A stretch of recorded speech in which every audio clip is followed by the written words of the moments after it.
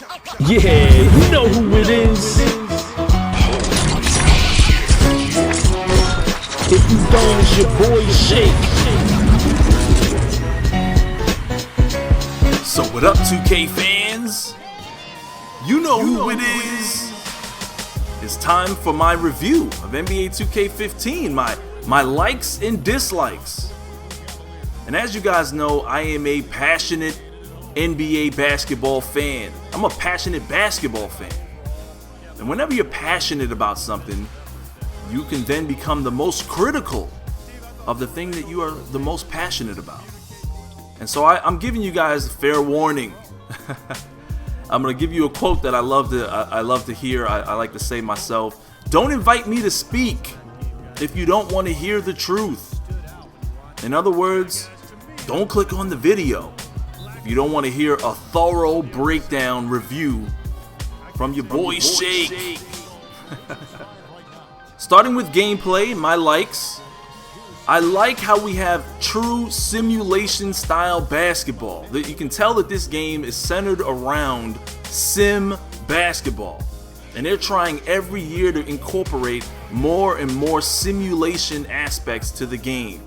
Although that there are some things here and there we'll discuss in my dislikes, the game is centered around a simulation style basketball game, and I like that. It's not an arcade game meant to just be there to have fun. You need to know the game of basketball in order to perform well.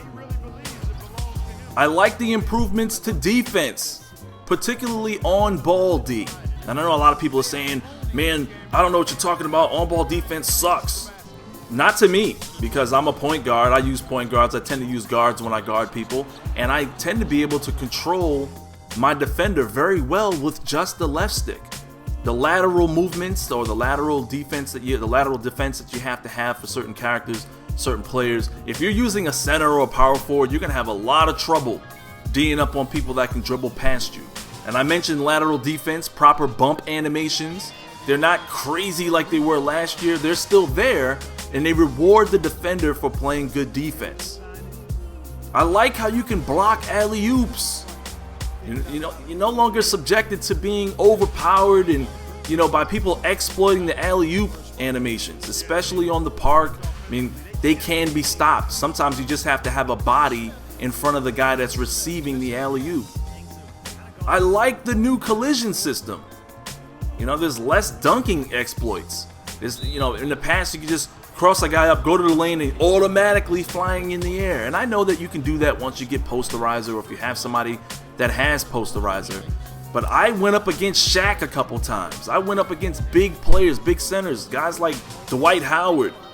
And there's always these huge collision animations that stop you from being able to, dunk on everybody all the time. And in fact, if you get bumped in midair, there are times where you just airball the dunk or you throw it over the rim. It's very realistic. It leaves less room for exploits. Momentum, size, and weight seem to matter in that department. I don't say that they matter all the time, but they do seem to matter in most situations. I love the new size up dribble. I love how you can chain the dribbles together and perform new types of moves, and it just gives a lot of more variety to the game, especially for guys that are pretty skilled with the controls. I like the new shot feedback system. How it shows you if your shot is too early or too late, and if you get the perfect release. The new passing system. To me, passing isn't perfect. It's very hard to make things perfect in a video game in terms of passing, especially in a basketball game. However, the new passing system is a lot better than it's ever been before. I like being able to purposely throw the ball over the defenders' heads on a fast break. The bounce passing is much more realistic, and if you do a bounce pass with a person that's not very good at doing bounce passes, you're going to get a very slow and relaxed bounce pass that can lead to a turnover. It just makes a lot more sense. The flashy passes on the circle button is pretty cool. And me personally, I like to pass with the right stick. Hold left trigger and right stick on a fast break because the game identifies the perfect pass in that situation, and you'll typically get a nice fast break finish when using that type of direction. I like how the bigs go up fast and strong. Last year they would go up all lazy and slow and throw up hook shot layups and It was ridiculous at times. And now if the bigs get a rebound, they attack the basket properly. Some of the bigs are worse than others, but most bigs, they get the ball, they pump fake, they go up hard, they go up strong, they go up quickly, and you get quick buckets off of nice assists this way. The new D-pad play call system. You know, I thought this came right out of Scott OG's playbook when I saw this, and because this was something that was actually in NBA Live 14, and I didn't really like that initially because I was like, I don't like to take my finger off of the left stick, off of the control, off the actual controls to call a play. But the way they have it set up this year, it seems to be so fast, and I can do things so quickly. I come down the court, left down on the D-pad is isolation, you know, and I can do that instantly, and I can call plays rather quickly, and I think it works out great for this year's game. I talked about alley-oops. I like how they're thrown nice and high now. A lot of times in 2K14 they were thrown low and they were basically deflected for no reason other than the fact that the point guard or the guy throwing the oop, it just wasn't thrown high enough. Now they're thrown really high like in real life. I like that a lot. The turnaround jump shot and the spin layups by tapping square or double tapping square. It's actually really good, you know, and it works out great. A lot of the players that are skilled shooters have that ability, and it adds more variety to the way you can score in this year's game. There's more missed jumpers. I like how you miss more shots. You know, a lot of times people last year would go left, right, left, and then cheese a three-point shot. Now it seems like you miss more of those shots. In fact, the little shot feedback system that they have, your area for getting the perfect release reduces when you go left and right like that. And you know, sure, they can dribble past you, especially if you're playing on the park 3v3 and they run past you with the left, right, left cheese stuff. But if you're playing good basketball, if you're playing against somebody in the 5v5 arena, it's pretty tough to do left, right, left and cheese up a three. Although I've seen it happen, not saying it's impossible, just saying that there's a lot more missed jumpers this year than there were before. You really have to kind of perfect that jump shot. The result of fast breaks feel a lot more realistic this year. I don't know what to say about that. It may be the passing system, maybe the way the guys cut to the basket, but it has been improved. It's definitely harder for the defense to recover when a fast break is initiated, and I like that. Loose ball awareness is much better also. Like when you see a loose ball, you see guys pick up the ball. There hasn't been too many times where I've seen a ball deflected off of a man's hands and he's just standing there looking crazy. It has happened sometimes where the ball ends up behind the player, off the back of his head, things like that. But I haven't seen it happen as often as in 2K14 in the previous titles. And I really like the improvements they made to the teammate grade. You know, when you're playing My Career or the Rec Center or My Park, the stage, whatever, and they show you your teammate grade. Like a good example would be like passing out of a shot for an open player who would then get an easy bucket. I would get the assist, but I would get, you know, dinged for passing out of the shot. Like that was a bad idea. Now let's discuss my dislikes in the gameplay category. The 2-point shots in the corner at the park or wherever you are, the Rec Center, they don't count as two. That glitch or that problem was in 2K14. It's kind of silly. I don't know how this happens so often, but if you're taking a 2-point shot, you know, you're in the corner for the corner three, it doesn't count as two, counts as one. There are still dunk animations that don't count as points. We did this in the team up mode.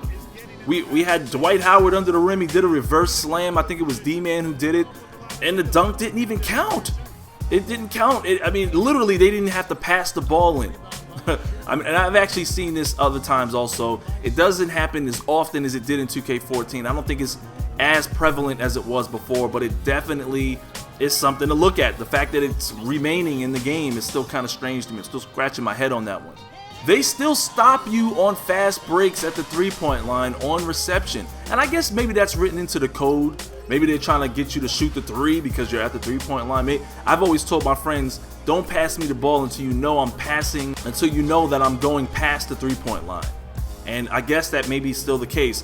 Another friend of mine told me, just do the bounce pass. If you do a bounce pass, he will catch it in stride and he will run to the basket and score the bucket. So maybe there's ways around this situation, but maybe it's written in the code for that. Self alley-oops are glitched. I was playing a game with my man D-Man, and I threw up an oop with Bradley Beal. the ball disappeared into the crowd. His arms were flailing all over the place. And then the ball just came back to him, and then he dunked the ball. It was the craziest thing I had ever seen. I was so mad I wasn't recording. But I don't have to record that.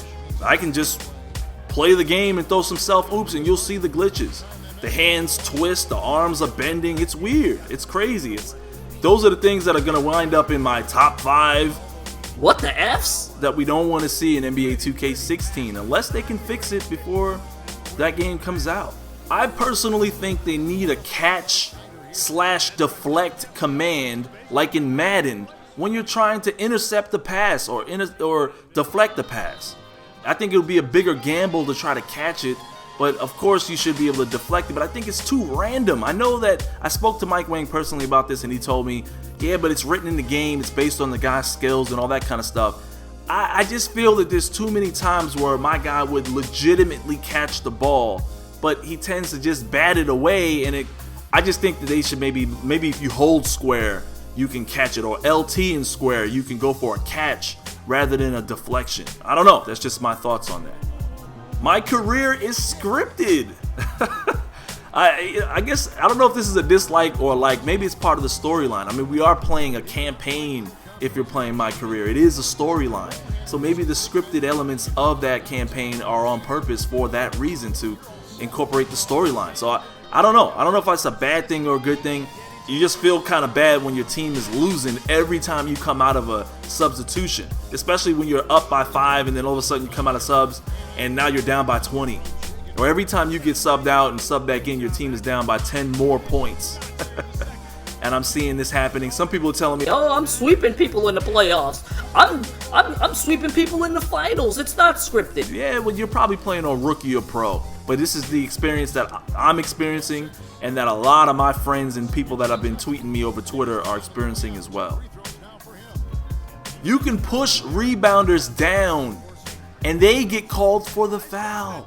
This was a problem in NBA 2K14, and it still exists in 2K15. If you hold turbo and is a suspecting rebounder, you can push him to the floor. It's predominantly the guy that's guarding you, and it seems to happen a lot with guards. I don't know if it affects bigs as much, but I've pushed down guards, point guards, shooting guards, whoever's boxing me out. I've held turbo and physically pushed them to the floor.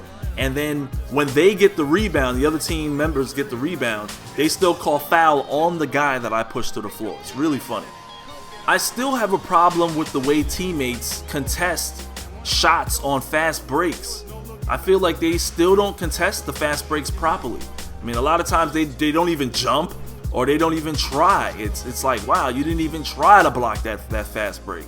A lot of times you get a turnover or, a rebound and an outlet pass, and your defenders don't. I just never see my teammates get a chase down block.